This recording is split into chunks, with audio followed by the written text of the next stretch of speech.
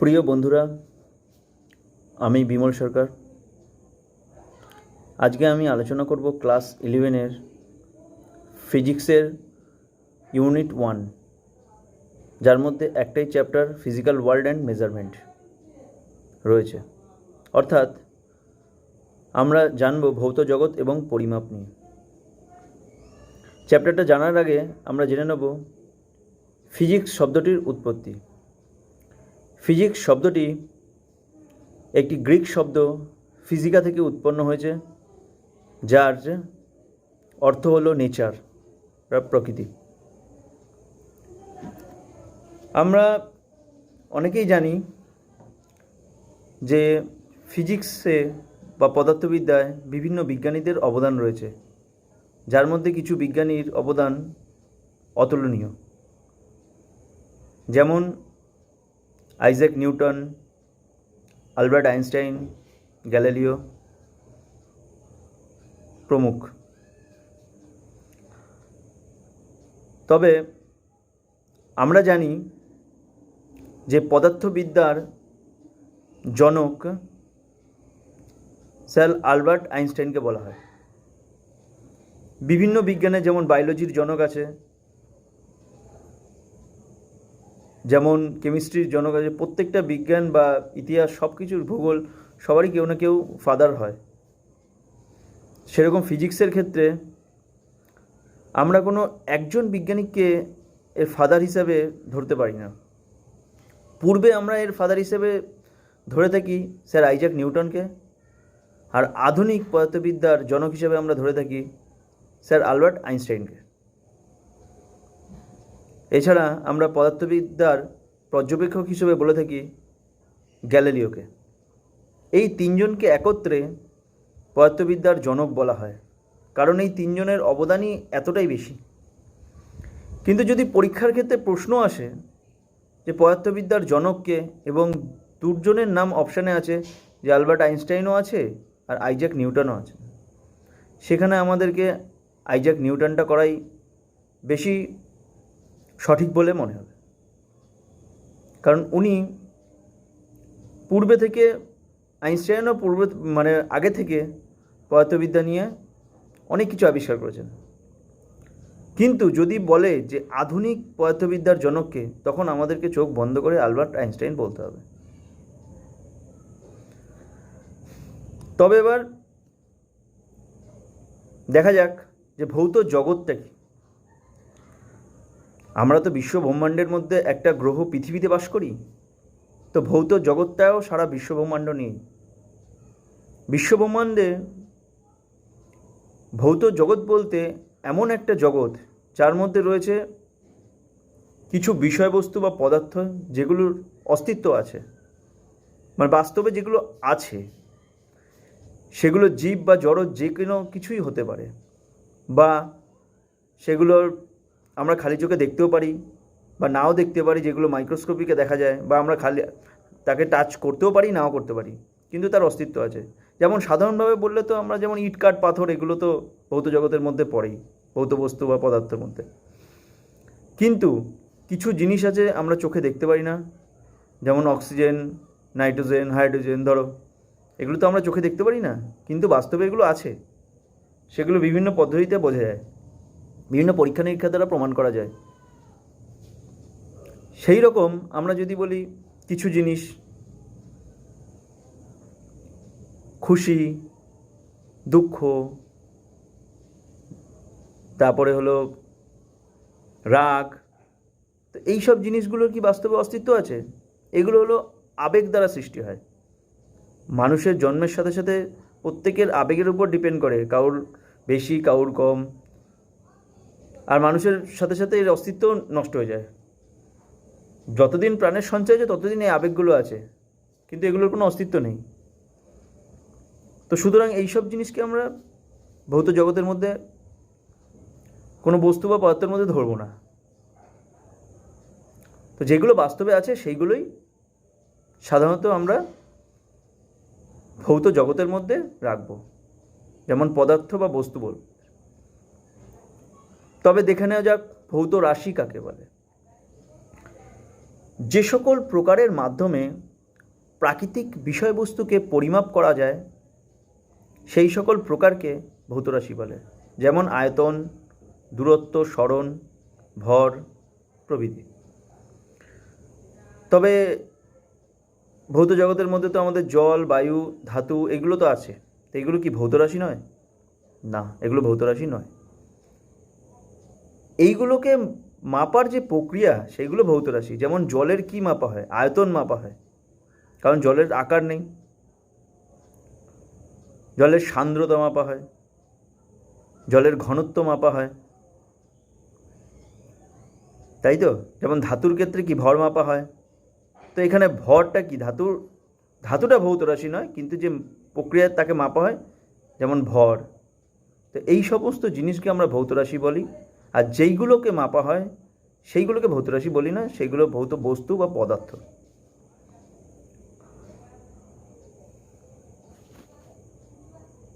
এইবার আমরা তো যেই প্রকারে মাপছি, কিন্তু সেগুলোকে যদি আরও সুবিধাজনকভাবে দেখি, আরও ভালোভাবে সেগুলোকে বোঝার জন্য আমরা একক ব্যবহার করি, যাতে আমরা বুঝতে পারি নির্দিষ্ট পরিমাণ কতটা আছে। যেমন আমরা যদি বলি দৈর্ঘ্য কত, সেটা তো আমরা বলতে পারছি না। দৈর্ঘ্য মাপা যাবে, ঠিক আছে, ভর মাপা যাবে, কিন্তু সেখানে যদি আমরা যোগ করি কত মিটার, কত কিলোগ্রাম, সেগুলো যোগ করলে তখন আমরা সেটাকে আরও ভালোভাবে আমাদের কাছে পরিষ্কার হবে এই এককের মাধ্যমে। তখন আমরা পরিমাপ পদ্ধতিটা পুরোপুরি সম্পূর্ণ হবে। তবে এবার বিভিন্ন ধরনের একক রয়েছে, তো সেই এককগুলোকে দুটো ভাগে ভাগ করা হয়েছে, একটা প্রাথমিক একক আর একটা লব্ধ একক। প্রাথমিক একক কি? যে সকল ভৌত রাশির একক গঠনে একাধিক এককের প্রয়োজন হয় না, মানে একা একাই তারা নিজেরা তৈরি, একটার বেশি একক থাকে না, এবং সেই সকল এককগুলি একত্রিত হয়ে দুই বা ততোধিক, দুইয়ের বেশি হতে পারে, মিলিত হয়ে অন্য রাশির একক গঠন করে, সেই পৃথক পৃথক এককগুলিকে প্রাথমিক একক বা মৌলিক একক বলে। যেমন দেখো, দৈর্ঘ্য একক মিটার, এটা এমকেএস পদ্ধতিতে, ভরের কেজি এবং সময়ের সেকেন্ড। দূরত্ব মিটার, সরণও মিটার, এই যে সিঙ্গেল একটা করে একক, তো এই এককগুলোকে বলা হয় কি? প্রাথমিক বা মৌলিক একক। এবার লব্ধ একক তো আমরা বুঝলাম ওর সাথেই, যে দুই বা ততোধিক, দুইয়ের বেশি প্রাথমিক একক যদি একসাথে মিলিত হয়ে যদি কোনো ভৌত বস্তু বা ভৌত রাশি একক প্রকাশ করে, তখন তাকে আমরা লব্ধ একক বলবো। তো দেখা যাক লব্ধ একক কি। যেমন বেগ কি? আমরা কি সরণের পরিবর্তনের হার বা সরণের বৃদ্ধির হার। তো হারটা কি? সময়, প্রতি একক সময়ে যতটা সরণ হয়। তার মানে কি এখানে দুটো একক আছে, একটা সরণ আর একটা সময়। সরণ বাই সময় তো বেগ মানে। এবার সরণ কি? সরণ মানে হলো একটা প্রাথমিক একক যেটা মিটার এমকেএস পদ্ধতিতে, আর সময় কি? এমকেএস পদ্ধতিতে একটা প্রাথমিক একক সেকেন্ড। দুটো প্রাথমিক একক একসাথে বসে কি হচ্ছে? সরণ বাই সময় সমান সমান বেগ। তার মানে আমার বেগ এর একক গঠন করতে গিয়ে আমার দুটো এককের প্রয়োজন হয়েছে, সেই জন্য আমি বেগ যে এককটি সেটিকে লব্ধ একক বলবো। এইবার দেখা যাক একক পদ্ধতি। বর্তমান জগতে তিনটি একক পদ্ধতি রয়েছে। যত ভৌত রাশি আছে সেগুলোকে মাপার জন্য তিনটে পদ্ধতি ব্যবহার করা হয়। একটা হলো সিজিএস, একটি হলো এমকেএস এবং আরেকটি হলো এপিএস। সিজিএস মানে কি? সি এর অর্থ হলো সেন্টিমিটার, জি এর অর্থ গ্রাম, আর সেকেন্ডের অর্থ সেকেন্ড। সেটাকে সংক্ষেপে সিজিএস বলা হয়। কোনো কিছুকে মাপতে গেলে আমরা বলি এত সেন্টিমিটার দূরত্ব, এত গ্রাম হয়েছে বা এত সেকেন্ড। সেইরূপ এমকেএস পদ্ধতিও এম অর্থাৎ মিটার, কে অর্থাৎ কিলোগ্রাম, এস অর্থাৎ সেকেন্ড। কোনো কিছু দূরত্বকে মিটার দিয়ে মাপি, কোনো বস্তু ওজন করতে গেলে ভর তার কিলোগ্রাম দিয়ে দেখি, এবং কোনো বেগ বা কিছুর কত সময় সেটা আমরা সেকেন্ড দিয়ে দেখি এমকেএস পদ্ধতিতে। আর এফপিএস পদ্ধতিতে এফ অর্থাৎ ফুট, পি অর্থাৎ পাউন্ড এবং এস অর্থাৎ সেকেন্ড। তো আমরা তিনটে পদ্ধতি জানলাম, এই তিনটে পদ্ধতি সারা বিশ্বে চলে। কিন্তু 1960 সালে আন্তর্জাতিক বিজ্ঞান সংস্থাগুলি মিলিতভাবে একটি আন্তর্জাতিক একক পদ্ধতিকে স্বীকৃতি দেয়। কেন? কারণ এতগুলো একক নিয়ে যদি সারা বিশ্বে কাজ করায় ঠিক আছে, কিন্তু একটা পদ্ধতি হলে সুবিধা হবে সব ক্ষেত্রে। সায়েন্সের ক্ষেত্রে যখন একটাই একক হবে, সারা বিশ্বে ইন্টারন্যাশনালভাবে সুবিধা হবে যে কোনো কিছু ক্যালকুলেশন করতে। সেই জন্য তারা ইন্টারন্যাশনাল সিস্টেম অফ ইউনিটস তার নাম দেয়, যেটা হয় এসআই ইউনিট। এই এসআইটা কিন্তু এমকেএস পদ্ধতির একটা মডিফিকেশন। তবে আমরা তিনটি একক পদ্ধতি জেনে নিলাম। এইবার এসআই পদ্ধতির মাধ্যমে যে সমস্ত মৌলিক এককগুলি আছে সেগুলো একটু দেখে নিই।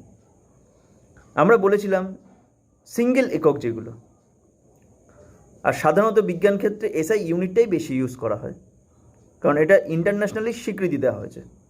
বাকিটা তুমি বাড়িতে যেখানে ইচ্ছা সেন্টিমিটার, সিজিএস, এফপিএস মাপতেই পারো, তোমার হাইট ফুটে মাপতে পারো যে কোনো, কিন্তু বৈজ্ঞানিক সম্মত জিনিস হলে, বিজ্ঞান সেন্টার হলে সেখানে বেশিরভাগ ক্ষেত্রে এসআই ইউনিটটাই ব্যবহার করবে বলে স্বীকৃতি দিয়েছে। এবার দেখা যাক আমাদের এসআই পদ্ধতিতে মৌলিক এককগুলি।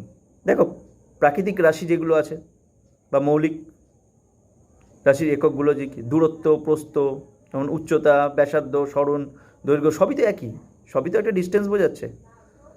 ডিসপ্লেসমেন্টটাও একটা ডিস্টেন্স বোঝাচ্ছে, যেটা সরণের। তো সেগুলোর একক কি? মিটার। সেটাকে আমরা শর্ট ফর্ম ইউজ করি কি? ছোটো হাতের এম দিয়ে। আবার ভর, যেটা মাস, সেটাকে আমরা একক হলো কিলোগ্রাম, এমকেএস পদ্ধতিতে কিন্তু, মানে এসআই পদ্ধতিতে সব। সেটার আমরা প্রতীক হিসেবে ব্যবহার করি কেজি। সময়, টাইম, সেটাকে আমরা প্রতীক হিসেবে ব্যবহার করি সেকেন্ডটাকে এস দিয়ে। যখন আমরা একক লিখব, এই যে প্রতীক চিহ্ন দিয়ে একক লিখব, ওই বাংলা পুরোটা লিখব না যে কিলোগ্রাম এটা, ঠিক আছে, শর্টে লিখব। অত বড় বড় করে লেখা যায়, অসুবিধা নেই, কিন্তু শর্টে লিখলে সেটা বেশি সুবিধা হয়। নয়তো বড় বড় অনেক সময় অনেকগুলো একক একসাথে বড় হয়ে গেলে তুমি লিখতে অনেক সমস্যা হয়ে যাবে। তার চেয়ে শর্টে লিখলে কি, অনেকগুলো একক একসাথে মিক্স হয়ে গেলে সেখানে অত বড় হবে না। লিখতেও পারো, লিখলেও অসুবিধা নেই। আর তাপমাত্রা, টেম্পারেচারকে কি বলে? ক্যালভিন, কে দিয়ে প্রকাশ করা হয়। তড়িৎ প্রবাহ মাত্রা, ইলেকট্রিক কারেন্টকে বলা হয় অ্যাম্পিয়ার, যেটা ক্যাপিটাল এ দিয়ে প্রকাশ করা হয়। দীপন প্রাবল্য, লুমিনাস ইন্টেন্সিটি, যেটার একক হলো ক্যান্ডেলা, সেটাকে সিডি দিয়ে প্রকাশ করা হয়। এবং পদার্থের পরিমাপ, অ্যামাউন্ট অফ সাবস্টেন্সেস, যেটা মোল, সেটাকে মোল দ্বারা প্রকাশ করা হয়। তো এইগুলো হলো আমাদের বিভিন্ন একক এবং তাদের প্রতীক, যেগুলো হলো বললাম না মৌলিক একক বা প্রাথমিক একক, সেগুলো। এবার এগুলোর আবার কিন্তু মাত্রাও আছে, সেটা আমরা পরে আলোচনা করব।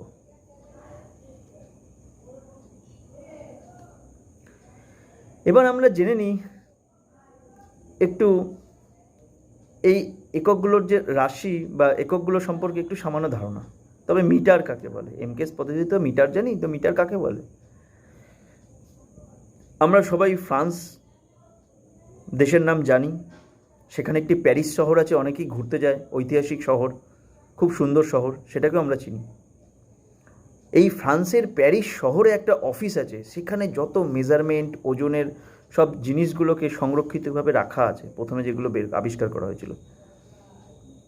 তো সেখানে বিভিন্ন তাপমাত্রা সংরক্ষণ করে রাখা হয়েছে, যাতে টেম্পারেচারে, তো আমরা জানি ধাতব দণ্ড বৃদ্ধি পায়, টেম্পারেচার হ্রাস পেলে সেটা কমে যায়, যাতে এই বৃদ্ধি হ্রাস যাতে না ঘটে কোনো কিছুর জন্য, সেগুলো নির্দিষ্ট টেম্পারেচারে রাখা হয়। আর ধাতু সংকর এমন একটা জিনিস, দুটো ধাতুর মিশ্রণ, সেটা কি হয় হলে সেই বৃদ্ধি হ্রাস এবং লাস্টিং বহুদিন অক্ষয় থেকে যায়। যেমন লোহা সুদূর, দেখবে তোমাদের বাড়িতে যদি গ্রিল বা কিছু থাকে, দেখবে মরিচা পড়ে যাচ্ছে, নষ্ট হয়ে যাচ্ছে। কিন্তু সংকর ধাতু দেখবে, যেমন স্টিল, স্টেনলেস স্টিল, এগুলো সংকর ধাতু, তো সংকর ধাতুর জিনিস কি অনেক দিন টেকসই হয়। আর এগুলো যখন একটা সংজ্ঞা বা একটা কিছু সংরক্ষিত করতে হবে অনেক দিন, আজকে আমি চলে গেলাম বা আমার বংশ চলে গেল, তাতে তো হবে না, প্রজন্মের পর প্রজন্ম ওইগুলোকে ধরে রাখতে হবে। সেই জন্য ধাতুটাও সেরকম ভালো হওয়া উচিত। সেই জন্য কী করেছে, মিটারের সংজ্ঞা কী করে তৈরি করেছে দেখো। ফ্রান্সের প্যারিস শহরে অবস্থিত একটা অফিস, কি না, আন্তর্জাতিক bureau of weights and measures. Weights মানে কি, ওয়েট করা, মেজার্স মানে মেজার করা, ঠিক আছে। তো ওয়েটস অ্যান্ড মেজার্সের দপ্তরে মানে অফিসে 273 ক্যালভিন উষ্ণতায় রাখা সংকর ধাতু, বলেছিলাম কিসের কিসের, প্ল্যাটিনাম ও ইরিডিয়ামের 90:10 অনুপাতে, যে ধাতু সংকর এর একটা দণ্ড আছে, তার মাঝের যে দুটো দাগ তার মধ্যবর্তী দূরত্বকে মিটার বলে। সিম্পল কিচ্ছু নেই, মিটারটার সংজ্ঞাটা তুমি নিজেও বানাতে পারো, কারণ ওখানে একটা দণ্ড রাখা আছে, প্ল্যাটিনাম আর ইরিডিয়ামের 90:10 অনুপাতে তৈরি। সেই দণ্ডটার মাঝখানে দুটো দাগ আছে, ওর মধ্যবর্তী দূরত্বকে মিটার বলে।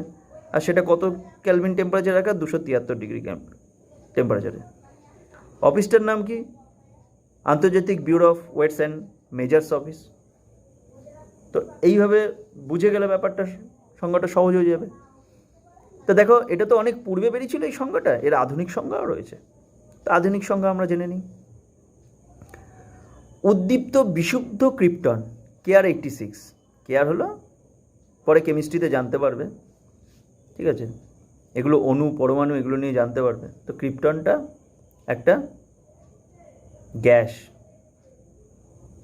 কি গ্যাস, নোবেল গ্যাস ছাড়ো, এটাকেও নিষ্ক্রিয় গ্যাস বলে, ঠিক আছে, বাংলায় এগুলো। তো এই গ্যাস উদ্দীপ্ত অবস্থায় কি কমলা রঙের বিকিরণ দেয়, এর বিকিরণটা হয় কমলা বর্ণের। তো এই কমলা বর্ণের যে বিকিরণ, সেটাও তো একটা লাইটের মতন হয় না, তো তার একটা তরঙ্গ দৈর্ঘ্য আছে। সেইটা কি হয়, কমলা বর্ণের আলোর যে তরঙ্গ দৈর্ঘ্য আছে তার 1650763 গুণ দৈর্ঘ্যকে 1 মিটার বলে। এবার তো এই জিনিস সংখ্যাটা তো মুখস্থ করতে খুব কষ্ট হবে, তোমরা কি করে মুখস্থ করা যায়?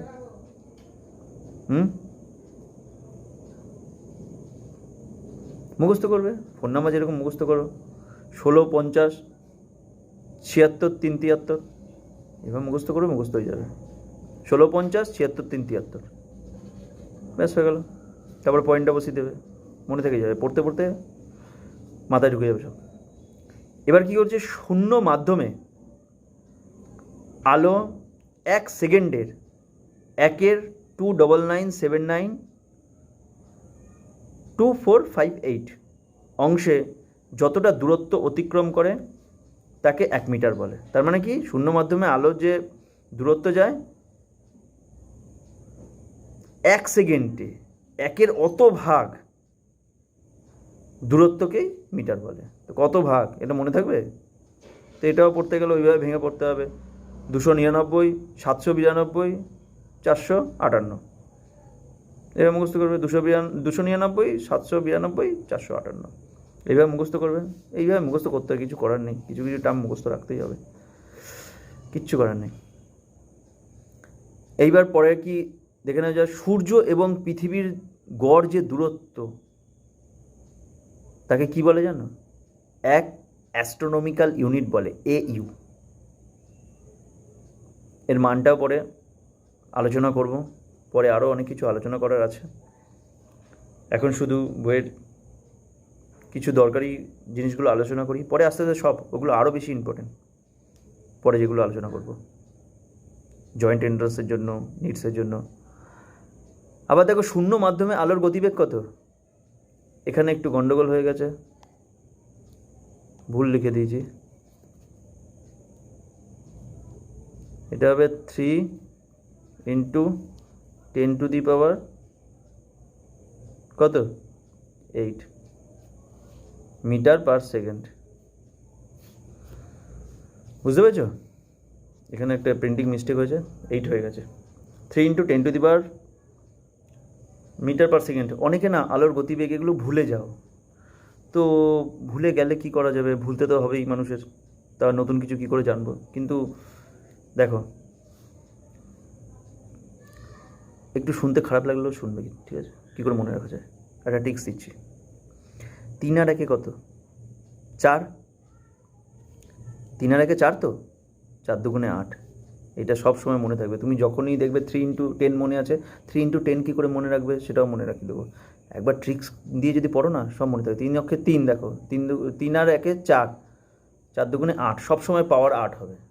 চোখ বন্ধ করে জীবনে আর ভুলবে না তুমি শূন্য মাধ্যমে আলোর গতিবেগ কত। এবার 3 ইন্টু 10, 5 5 10, দুটো হাতে 3টে থাপড়।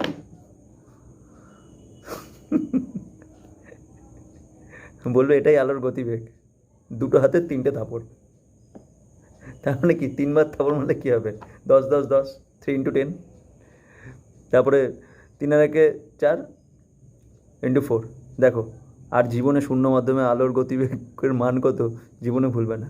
আর সব এমকেএস পদ্ধতিতে দেখো, এই দেখো মিটার পার সেকেন্ড, ঠিক আছে? আন্তর্জাতিক বিজ্ঞান মহলে সব এমকেএস না, সরি, ওটারই মডিফিকেশান এসআই ইউনিটে ব্যবহার করা হয়। আশা করি আর কখনো আলোর গতিবেগ ভুলবে না।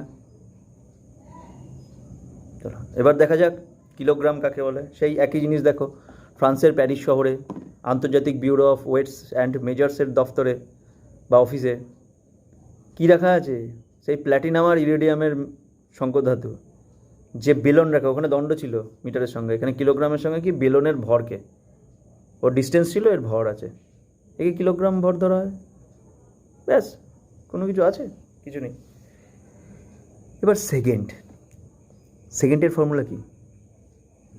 ফর্মুলা না, সরি, অ্যাকচুয়ালি সময় কি জানো তো? সময় হলো কাল পরিবর্তনের ধারা।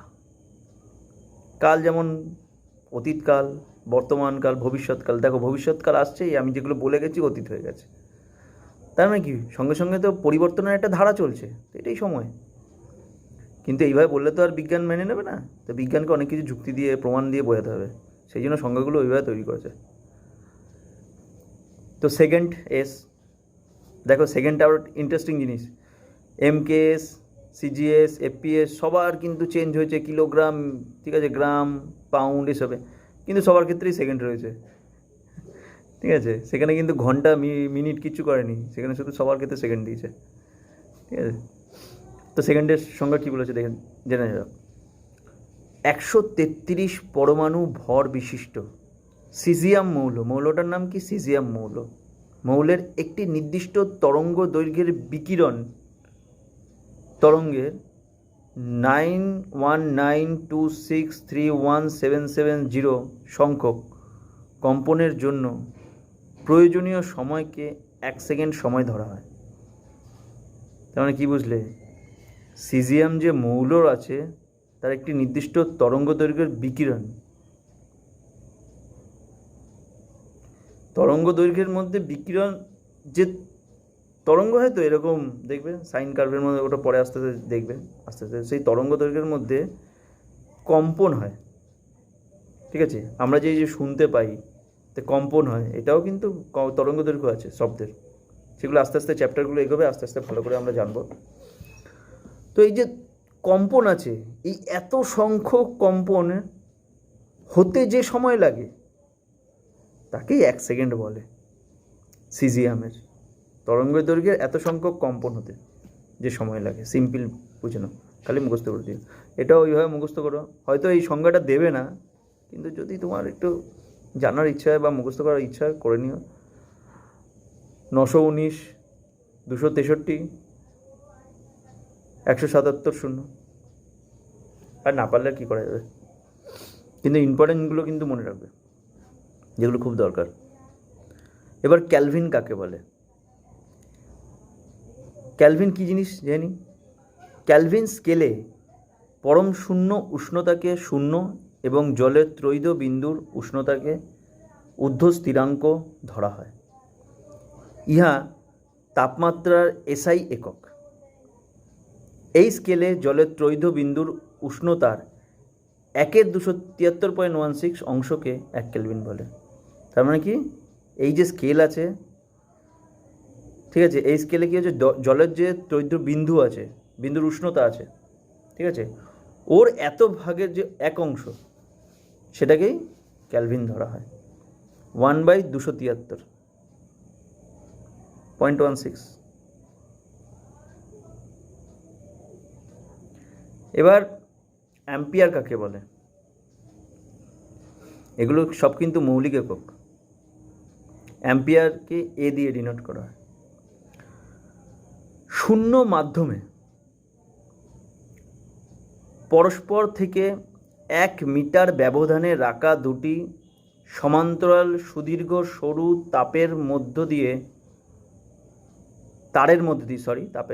মধ্য দিয়ে যে স্থির মানের তড়িৎ প্রবাহ হলে তার দুটির প্রতি মিটার দৈর্ঘ্যে 2 × 10⁻⁻7 নিউটন বল সৃষ্টি হয়, সেই প্রবাহ মাত্রাকে 1 অ্যাম্পিয়ার বলা হয়।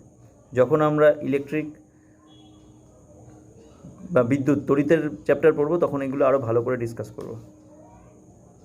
এখন শুধু একটু আইডিয়া রেখে দাও। সেরকম ক্যান্ডেলা কাকে বলে? ক্যান্ডেলা হলো স্বাভাবিক চাপে প্লাটিনামের গলনাঙ্ক কত? 2042 কেলভিন রাখা কোনো আদর্শ কৃষ্ণবস্তু বিক্রিয়কের প্রতি 10⁻⁻4 মিটার স্কোয়ার ক্ষেত্রফল বিশিষ্ট ছিদ্রের মধ্য দিয়ে নির্গত আলোক প্রবাহের 1/60 অংশকে 1 ক্যান্ডেলা বলে। মোল কাকে বলে? কার্বন 12 আইসোটোপের 12 গ্রাম পদার্থের মধ্যে 6.023 × 10⁻23 সংখ্যক পরমাণু থাকে। 12 গ্রামের মধ্যে এত সংখ্যক পরমাণু থাকে, ঠিক আছে? 6023 1023 এরকম মুখস্থ করবে মোল সংখ্যা পরমাণু থাকে, এবং এই পরিমাণ পদার্থকে বলা হয় 1 মোল। 1 মোল মানে কত? কার্বন 12 গ্রামে যত সংখ্যক পরমাণু থাকে সেটাই 1 মোল। নির্দিষ্ট কিছু তো ধরতে হবে, সেই জন্য কার্বন 12টাকে ধরা হয়েছে। কত? 6023 1023 এইভাবে মুখস্থ করবে। 6023 1023 1 মোল। 1 মোল কি? 6023 1023। তারপরে 6.023 × 10⁻23, এটা তো তুমি করতেই পারবে, মনে রাখার জন্য জাস্ট বললাম। এবার রেডিয়ান কি? কোনো বৃত্তের ব্যাসার্ধের সমান দৈর্ঘ্যের বৃত্তচাপ বৃত্তের কেন্দ্রে যে কোণ উৎপন্ন করে তাকেই 1 রেডিয়ান বলে। এসআই পদ্ধতিতে সমতলিক কোণের একক হলো রেডিয়ান। আর স্টেরেডিয়ান কি?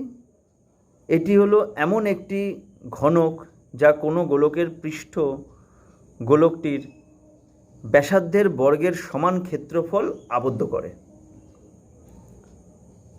ঘনকোণের এসআই একক হলো স্টেরেডিয়ান। স্টেরেডিয়ান কিসের এসআই একক? সেটা হলো ঘনকোণের, আসতেই পারে পরীক্ষায়। আর সমতলিক কোণের একক কি? রেডিয়ান।